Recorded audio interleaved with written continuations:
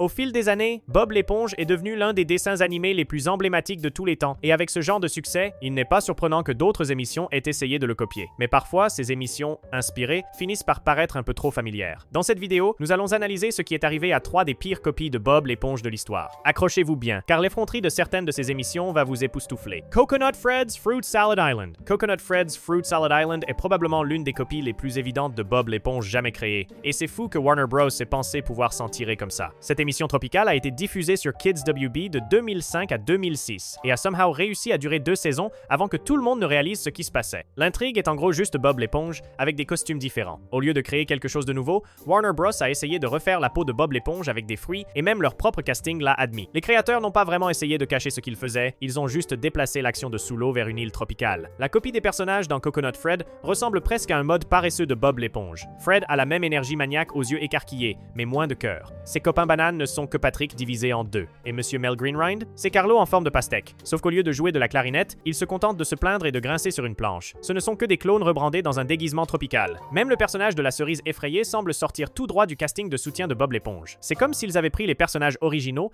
et leur avaient juste donné un relooking fruité. Voici la partie vraiment intéressante. L'acteur vocal de l'émission a finalement admis ce que tout le monde pensait. Rob Paulson, qui doublait Coconut Fred, a déclaré plus tard lors d'un Comic-Con que l'émission était une copie éhontée de Bob l'éponge. Quand la personne qui double votre personnage principal ne peut pas défendre l'originalité de l'émission, c'est révélateur. Il est rare de voir quelqu'un impliqué dans une production être aussi honnête sur ce sur quoi il travaillait. Le style d'animation était clairement inspiré de Bob l'éponge aussi. Même couleur vive, même design de personnages simples, même monde bizarre où les règles normales ne s'appliquent pas. Le format d'épisode de 11 minutes était identique, et même le type d'humour semblait très familier. C'est comme s'ils avaient pris la recette visuelle de Bob l'éponge et avaient juste changé quelques ingrédients. Les critiques n'ont pas été très impressionnés par le résultat. Common Sense Media lui a donné 2 étoiles sur 5, et l'a qualifié d'équivalent télévisuel des céréales sucrées, et rien de plus. L'émission semblait partir du principe que les enfants ne remarqueraient pas les similitudes, ce qui n'était probablement pas la meilleure approche, puisque les enfants sont généralement assez doués pour repérer quand quelque chose ressemble à une copie de leurs émissions préférées. La diffusion de l'émission a été de courte durée. Elle n'a duré que 13 épisodes avant d'être annulée, ce qui suggère que les audiences et les réseaux ont finalement compris que copier la formule de Bob l'éponge ne suffisait pas à faire une émission réussie. Les enfants pouvaient dire que ce n'était pas tout à fait la même chose que l'original, et les parents n'ont probablement pas été dupés non plus. Ce qui rend cette situation intéressante, c'est comment elle montre la différence entre être inspiré par quelque chose et le copier directement. Beaucoup d'émissions reprennent des idées de dessins animés à succès, mais Coconut Fred donnait l'impression d'utiliser le manuel exact de Bob l'éponge sans ajouter grand-chose de nouveau ou de différent. C'est comme s'il pensait que changer le décor et les personnages suffirait à donner une impression d'originalité. Coconut Fred montre pourquoi copier simplement quelque chose de populaire ne suffit pas. L'émission avait de l'énergie, mais elle n'avait pas sa propre identité. Elle suivait la formule de Bob l'éponge de si près qu'elle semblait plus être une contrefaçon que sa propre chose. Et au final, c'est ce qu'il a retenu. Si elle avait essayé de faire quelque chose de différent, quelque chose d'original, elle aurait pu être eu une chance. Au lieu de cela, elle rappelait juste aux gens une meilleure émission. Mais avant de vous parler de la copie littérale, assurez-vous d'être abonné pour ne manquer aucune vidéo comme celle-ci. Bob l'éponge à Téhéran. Bob l'éponge à Téhéran est probablement l'une des copies les plus bizarres de Bob l'éponge qui existent, et c'est fou que quelqu'un ait réellement pensé pouvoir s'en tirer avec ce désastre de contrefaçon iranienne. Ce naufrage animé a été diffusé en Iran le 18 décembre 2017, et c'est essentiellement ce qui arrive quand vous prenez les personnages de Bob l'éponge et les jetez dans Téhéran sans aucune permission, créativité ou compréhension de base du fonctionnement de l'animation. L'intrigue est complètement ridicule. Bob l'éponge et Patrick voyagent somehow en Iran pour la première fois et sont distraits par des hamburgers jusqu'à ce qu'ils remarquent que quelque chose se passe. C'est littéralement tout. L'intrigue n'a aucun sens parce que comment exactement des créatures marines sous-marines de Bikini Bottom finissent-elles à Téhéran? Toute la configuration est si mal pensée qu'on a l'impression que quelqu'un a juste jeté les personnages de Bob l'éponge dans un générateur de lieux aléatoires et a appelé ça un jour. Ce qui rend toute cette histoire absolument scandaleuse, c'est qu'elle a été produite complètement illégalement. Les créateurs ne se sont pas donné la peine d'obtenir la permission de Nickelodeon ou de Paramount, ce qui signifie que tout ce projet était essentiellement du piratage déguisé en film.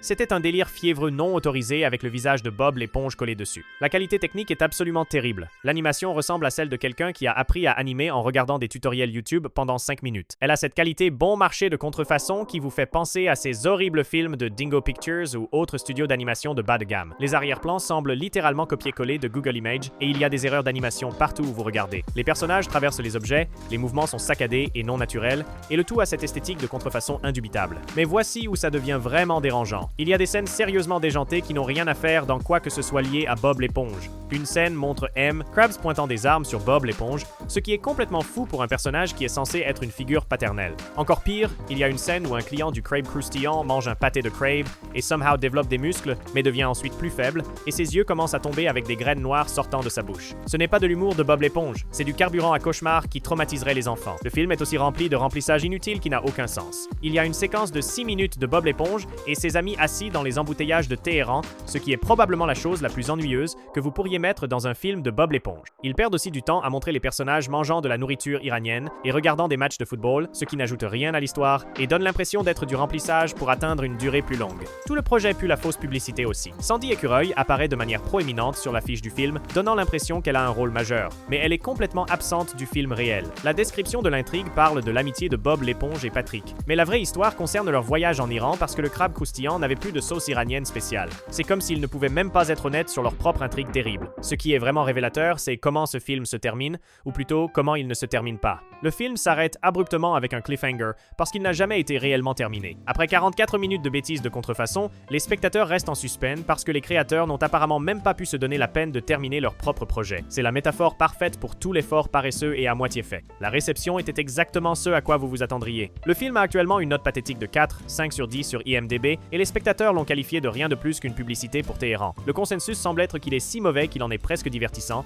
mais même ça, c'est être généreux. La plupart des gens qui l'ont vu le décrivent comme une perte de temps complète qui réussit à être à la fois ennuyeux et offensant. Ce qui rend cette histoire encore plus intéressante, c'est ce qui est arrivé au dessin animé après sa diffusion. Bien qu'il n'y ait aucun mot officiel sur l'annulation ou l'action légale de Paramount ou Nickelodeon, le fait que ce soit une production de contrefaçon illégale signifie qu'elle opérait essentiellement dans une zone grise légale dès le premier jour. Les créateurs ont réussi à la diffuser à la télévision iranienne et même à produire des suites, mais toute l'opération était construite sur de la propriété intellectuelle volée. Le film semble avoir survécu principalement parce qu'il a été produit et diffusé en Iran, où l'application du droit d'auteur international peut être plus compliquée. Cependant, sa terrible qualité et sa violation évidente du droit d'auteur signifiaient qu'il n'avait jamais eu une chance de distribution légitime ailleurs dans le monde. Qu'est-il arrivé à ce gâchis? Eh bien, il a somehow engendré 3 suites également terribles, ce qui prouve que certaines personnes n'apprennent jamais de leurs erreurs. Il y a Bob l'éponge à Chabahar, Bobby et Bobo en Iran, Sauver l'or de la Sibylle et Bob l'éponge à Téhéran 2, Amis extraterrestres. Le fait qu'ils aient fait des suites à ce désastre montre que les créateurs étaient complètement délirants sur la qualité de leur travail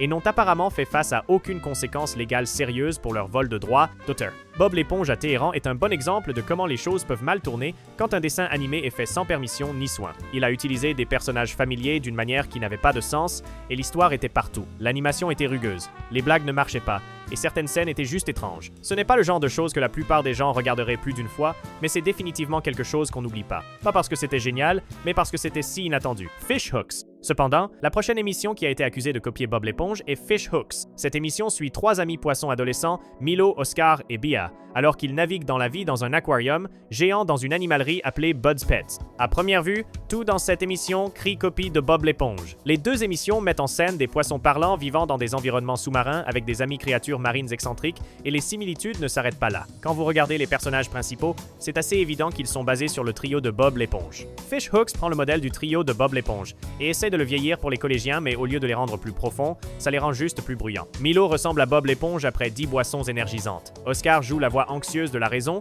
mais il est plus triste que drôle. B est bruyante, dramatique et obsédée par elle-même, moins un personnage qu'un stéréotype ambulant. C'est comme si quelqu'un avait transformé Bob l'éponge en bande d'audition de club de théâtre de lycée. Même leur palette de couleurs correspond assez bien. Milo a ce look brillant et joyeux comme Bob l'éponge, tandis que le design d'Oscar reflète les tons plus sourds de Carlo. Les personnages de soutien semblent encore plus copiés. Il y a Joctopus, le tyran de l'école qui est essentiellement une version sportive de divers antagonistes de Bob l'éponge. Albert Glass est le poisson nerd et intelligent qui se fait embêter, remplissant le même rôle que des personnages comme Plankton mais sans aucune personnalité. Même le décor semble familier, au lieu de Bikini Bottom, nous avons Freshwater High, mais c'est toujours une communauté sous-marine où les poissons vont à l'école et gèrent des problèmes quotidiens. Ce qui fait que Fish Hooks semble être une copie si flagrante, c'est comment elle essaye d'utiliser la formule de Bob l'éponge, mais la rend plus adolescente. Les épisodes suivent la même structure, des segments courts où les personnages se retrouvent dans des situations bizarres qui se remettent à zéro pour l'épisode suivant. Mais au lieu des aventures innocentes et axées sur le travail de Bob l'éponge, Fish Hooks ne parle que de drames typiques de lycée comme les béguins, les concours de popularité et essayer de s'intégrer. C'est comme s'ils avaient pris le monde de Bob l'éponge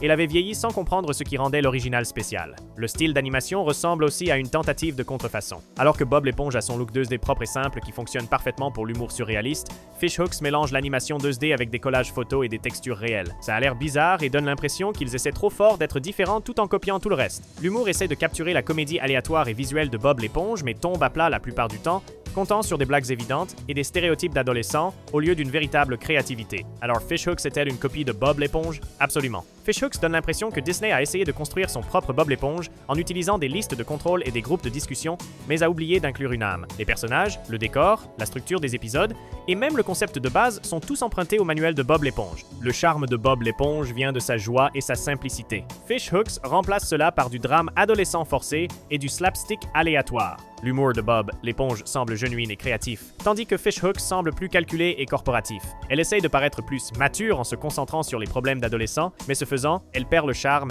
et l'innocence qui rendent Bob l'éponge amusant pour les enfants et les adultes. Quant à ce qui est arrivé à Fishhooks, l'émission a duré 3 saisons de 2010 à 2014, mais n'a jamais atteint le succès que Disney espérait. Les audiences étaient correctes mais rien de spectaculaire, et elle n'est jamais devenue un phénomène culturel comme Bob l'éponge. Les critiques ont été assez dures sur le fait que ce soit une copie, et même les enfants semblaient préférer l'original. En 2014, Disney a discrètement annulé l'émission sans grande fanfare. Contrairement à certaines émissions annulées qui obtiennent des campagnes de fans pour les ramener, Fishhooks a juste disparu et personne n'a vraiment lutté pour la sauver. Le créateur de l'émission est passé à d'autres projets et Disney a appris qu'on ne peut pas juste copier les devoirs de quelqu'un d'autre et attendre les mêmes résultats. Fishhooks est devenu un exemple parfait de ce qui arrive quand les dirigeants corporatifs essaient de recréer la magie sans comprendre ce qui l'a rendu magique en premier lieu. Si vous êtes arrivé jusqu'ici, alors n'oubliez pas de vous abonner et je vous verrai dans la prochaine!